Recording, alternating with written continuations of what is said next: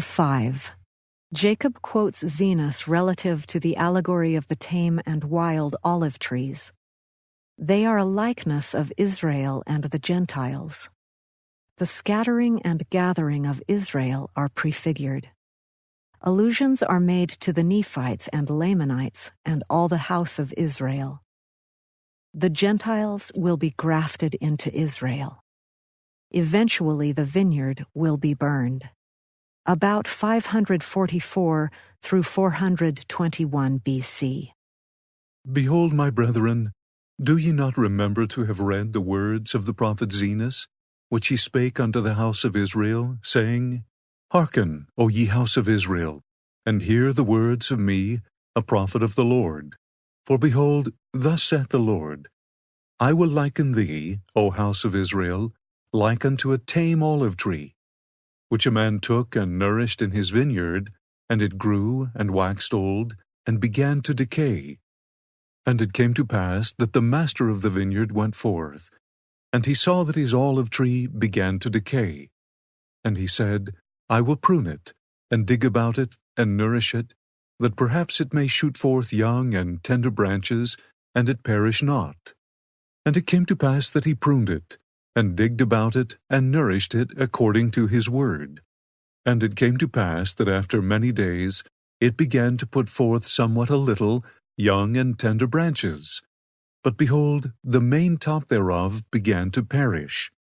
And it came to pass that the master of the vineyard saw it. And he said unto his servant, It grieveth me that I should lose this tree. Wherefore go and pluck the branches from a wild olive tree, and bring them hither unto me, and we will pluck off those main branches which are beginning to wither away, and we will cast them into the fire, that they may be burned. And behold, saith the Lord of the vineyard, I take away many of these young and tender branches, and I will graft them whithersoever I will.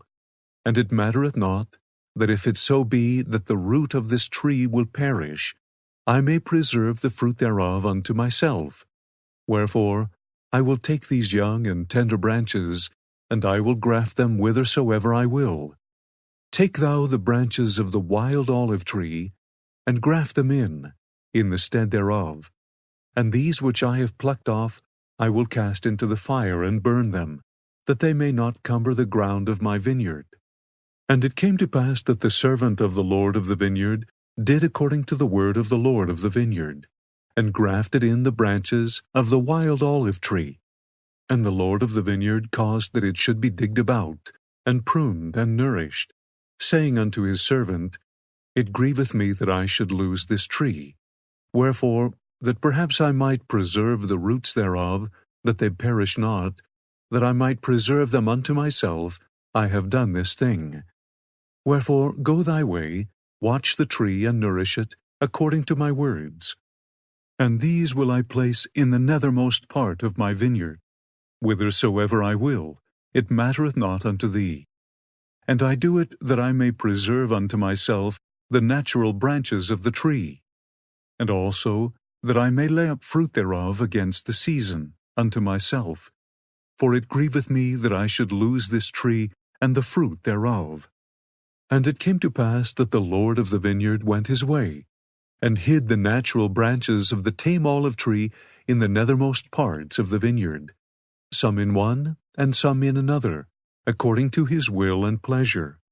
And it came to pass that a long time passed away, and the Lord of the vineyard said unto his servant, Come, let us go down into the vineyard, that we may labor in the vineyard. And it came to pass that the Lord of the vineyard, and also the servant, went down into the vineyard to labor. And it came to pass that the servant said unto his master, Behold, look here, behold the tree. And it came to pass that the Lord of the vineyard looked, and beheld the tree in the which the wild olive branches had been grafted. And it had sprung forth, and begun to bear fruit. And he beheld that it was good, and the fruit thereof was like unto the natural fruit. And he said unto the servant, Behold, the branches of the wild tree have taken hold of the moisture of the root thereof, that the root thereof hath brought forth much strength. And because of the much strength of the root thereof, the wild branches have brought forth tame fruit. Now if we had not grafted in these branches, the tree thereof would have perished. And now behold, I shall lay up much fruit, which the tree thereof hath brought forth, and the fruit thereof I shall lay up against the season unto mine own self. And it came to pass that the Lord of the vineyard said unto the servant, Come, let us go to the nethermost part of the vineyard, and behold, if the natural branches of the tree have not brought forth much fruit also, that I may lay up of the fruit thereof against the season unto mine own self. And it came to pass that they went forth whither the master had hid the natural branches of the tree. And he said unto the servant, Behold these. And he beheld the first, that it had brought forth much fruit. And he beheld also that it was good. And he said unto the servant, Take of the fruit thereof, and lay it up against the season, that I may preserve it unto mine own self. For behold, said he, this long time have I nourished it, and it hath brought forth much fruit. And it came to pass that the servant said unto his master, How comest thou hither to plant this tree, or this branch of the tree? For behold, it was the poorest spot in all the land of thy vineyard. And the Lord of the vineyard said unto him, Counsel me not. I knew that it was a poor spot of ground. Wherefore I said unto thee, I have nourished it this long time, and thou beholdest that it hath brought forth much fruit. And it came to pass that the Lord of the vineyard said unto his servant, Look hither. Behold, I have planted another branch of the tree also, and thou knowest that this spot of ground was poorer than the first. But behold the tree. I have nourished it this long time, and it hath brought forth much fruit. Therefore gather it, and lay it up against the season, that I may preserve it unto mine own self. And it came to pass that the Lord of the vineyard said again unto his servant, Look hither, and behold another branch also, which I have planted. Behold that I have nourished it also, and it hath brought forth fruit. And he said unto the servant, Look hither, and behold the last. Behold, this have I planted in a good spot of ground, and I have nourished it this long time, and only a part of the tree hath brought forth tame fruit, and the other part of the tree hath brought forth wild fruit. Behold, I have nourished this tree like unto the others. And it came to pass that the Lord of the vineyard said unto the servant, Pluck off the branches that have not brought forth good fruit, and cast them into the fire. But behold, the servant said unto him, Let us prune it, and dig about it, and nourish it a little longer, that perhaps it may bring forth good fruit unto thee, that thou canst lay it up against the season. And it came to pass that the Lord of the vineyard and the servant of the Lord of the vineyard did nourish all the fruit of the vineyard. And it came to pass that a long time had passed away, and the Lord of the vineyard said unto his servant, Come, let us go down into the vineyard, that we may labor again in the vineyard. For behold, the time draweth near, and the end soon cometh. Wherefore I must lay up fruit against the season unto mine own self. And it came to pass that the Lord of the vineyard and the servant went down into the vineyard. And they came to the tree whose natural branches had been broken off, and the wild branches had been grafted in. And behold, all sorts of fruit did cumber the tree. And it came to pass that the Lord of the vineyard did taste of the fruit, every sort according to its number. And the Lord of the vineyard said, Behold, this long time have we nourished this tree, and I have laid up unto myself against the season much fruit. But behold, this time it hath brought forth much fruit, and there is none of it which is good. And behold, there are all kinds of bad fruit, and it profiteth me nothing, notwithstanding all our labor, and now it grieveth me that I should lose this tree. And the Lord of the vineyard said unto the servant, What shall we do unto the tree, that I may preserve again good fruit thereof unto mine own self? And the servant said unto his master, Behold, because thou didst graft in the branches of the wild olive tree, they have nourished the roots, that they are alive, and they have not perished. Wherefore thou beholdest that they are yet good. And it came to pass that the Lord of the vineyard said unto his servant, The tree profiteth me nothing, and the roots thereof profit me nothing, so long as it shall bring forth evil fruit. Nevertheless, I know that the roots are good, and for mine own purpose I have preserved them. And because of their much strength they have hitherto brought forth, from the wild branches, good fruit. But behold, the wild branches have grown, and have overrun the roots thereof. And because that the wild branches have overcome the roots thereof, it hath brought forth much evil fruit. And because that it hath brought forth so much evil fruit, thou beholdest that it beginneth to perish, and it will soon become ripened, that it may be cast into the fire, except we should do something for it to preserve it. And it came to pass that the Lord of the vineyard said unto his servant, Let us go down into the nethermost parts of the vineyard, and behold, if the natural branches have also brought forth evil fruit. And it came to pass that they went down into the nethermost parts of the vineyard. And it came to pass that they beheld that the fruit of the natural branches had become corrupt also, yea, the first, and the second, and also the last. And they had all become corrupt.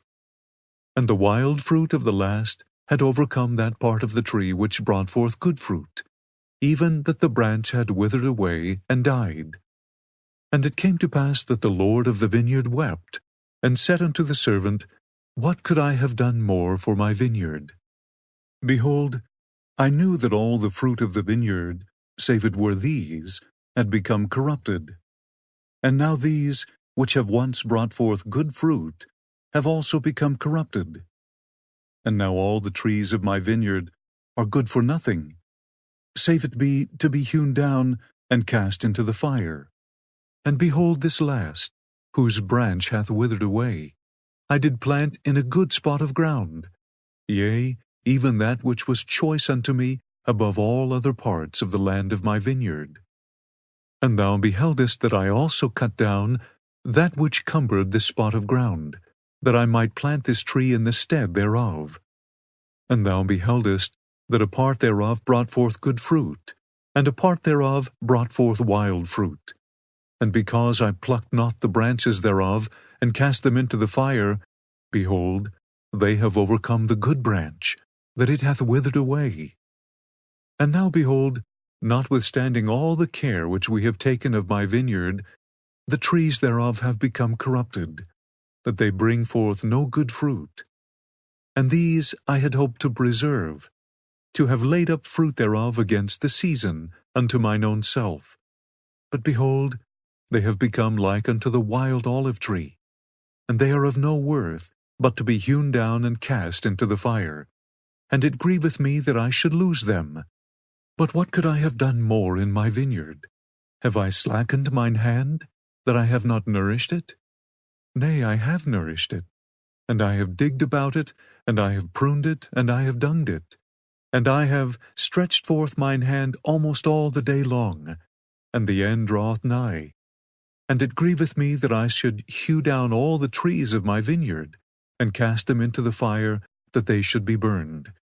Who is it that has corrupted my vineyard? And it came to pass that the servant said unto his master, Is it not the loftiness of thy vineyard? Have not the branches thereof overcome the roots which are good? And because the branches have overcome the roots thereof, behold, they grew faster than the strength of the roots, taking strength unto themselves. Behold, I say, Is not this the cause that the trees of thy vineyard have become corrupted? And it came to pass that the Lord of the vineyard said unto the servant, Let us go to, and hew down the trees of the vineyard, and cast them into the fire, that they shall not cumber the ground of my vineyard, for I have done all. What could I have done more for my vineyard? But behold, the servant said unto the Lord of the vineyard, Spare it a little longer. And the Lord said, Yea, I will spare it a little longer, for it grieveth me that I should lose the trees of my vineyard. Wherefore, let us take of the branches of these which I have planted in the nethermost parts of my vineyard, and let us graft them into the tree from whence they came. And let us pluck from the tree those branches whose fruit is most bitter, and graft in the natural branches of the tree in the stead thereof. And this will I do, that the tree may not perish, that perhaps I may preserve unto myself the roots thereof for mine own purpose. And behold, the roots of the natural branches of the tree, which I planted whithersoever I would, are yet alive. Wherefore, that I may preserve them also for mine own purpose, I will take of the branches of this tree, and I will graft them in unto them. Yea, I will graft in unto them the branches of their mother tree, that I may preserve the roots also unto mine own self, that when they shall be sufficiently strong, perhaps they may bring forth good fruit unto me, and I may yet have glory in the fruit of my vineyard. And it came to pass that they took from the natural tree, which had become wild, and grafted in unto the natural trees, which also had become wild. And they also took of the natural trees which had become wild, and grafted into their mother tree. And the Lord of the vineyard said unto the servant, Pluck not the wild branches from the trees, save it be those which are most bitter, and in them ye shall graft according to that which I have said. And we will nourish again the trees of the vineyard, and we will trim up the branches thereof, and we will pluck from the trees those branches which are ripened, that must perish, and cast them into the fire. And this I do, that perhaps the roots thereof may take strength because of their goodness, and because of the change of the branches, that the good may overcome the evil. And because that I have preserved the natural branches, and the roots thereof, and that I have grafted in the natural branches again into their mother tree, and have preserved the roots of their mother tree, that perhaps the trees of my vineyard may bring forth again good fruit, and that I may have joy again in the fruit of my vineyard, and perhaps that I may rejoice exceedingly that I have preserved the roots and the branches of the first fruit. Wherefore go to, and call servants, that we may labor diligently with our might in the vineyard, that we may prepare the way, that I may bring forth again the natural fruit, which natural fruit is good, and the most precious above all other fruit.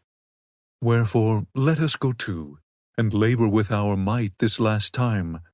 For behold, the end draweth nigh, and this is for the last time that I shall prune my vineyard. Graft in the branches, begin at the last, that they may be first, and that the first may be last. And dig about the trees, both old and young, the first and the last and the first, that all may be nourished once again for the last time. Wherefore dig about them, and prune them, and dung them once more, for the last time, for the end draweth nigh. And if it be so that these last grafts shall grow, and bring forth the natural fruit, then shall ye prepare the way for them, that they may grow. And as they begin to grow, ye shall clear away the branches which bring forth bitter fruit, according to the strength of the good, and the size thereof. And ye shall not clear away the bad thereof all at once, lest the roots thereof should be too strong for the graft, and the graft thereof shall perish, and I lose the trees of my vineyard. For it grieveth me that I should lose the trees of my vineyard. Wherefore ye shall clear away the bad, according as the good shall grow, that the root and the top may be equal in strength, until the good shall overcome the bad, and the bad be hewn down and cast into the fire, that they cumber not the ground of my vineyard. And thus will I sweep away the bad out of my vineyard. And the branches of the natural tree will I graft in again into the natural tree. And the branches of the natural tree will I graft into the natural branches of the tree. And thus will I bring them together again, that they shall bring forth the natural fruit, and they shall be one. And the bad shall be cast away, yea, even out of all the land of my vineyard. For behold, Only this once will I prune my vineyard. And it came to pass that the Lord of the vineyard sent his servant, and the servant went and did as the Lord had commanded him, and brought other servants, and they were few. And the Lord of the vineyard said unto them, Go to, and labor in the vineyard with your might. For behold, this is the last time that I shall nourish my vineyard. For the end is nigh at hand, and the season speedily cometh. And if ye labor with your might with me, ye shall have joy in the fruit, which I shall lay up unto myself against the time which will soon come. And it came to pass that the servants did go, and labor with their mights. And the Lord of the vineyard labored also with them. And they did obey the commandments of the Lord of the vineyard in all things. And there began to be the natural fruit again in the vineyard, and the natural branches began to grow and thrive exceedingly. And the wild branches began to be plucked off, and to be cast away. And they did keep the root and the top thereof equal, according to the strength thereof. And thus they labored with all diligence, according to the commandments of the Lord of the vineyard, even until the bad had been cast away out of the vineyard, and the Lord had preserved unto himself that the trees had become again the natural fruit. And they became like unto one body, and the fruits were equal. And the Lord of the vineyard had preserved unto himself the natural fruit, which was most precious unto him from the beginning. And it came to pass that when the Lord of the vineyard saw that his fruit was good, and that his vineyard was no more corrupt, he called up his servants, and said unto them, Behold, for this last time have we nourished my vineyard, and thou beholdest that I have done according to my will, and I have preserved the natural fruit, that it is good, even like as it was in the beginning.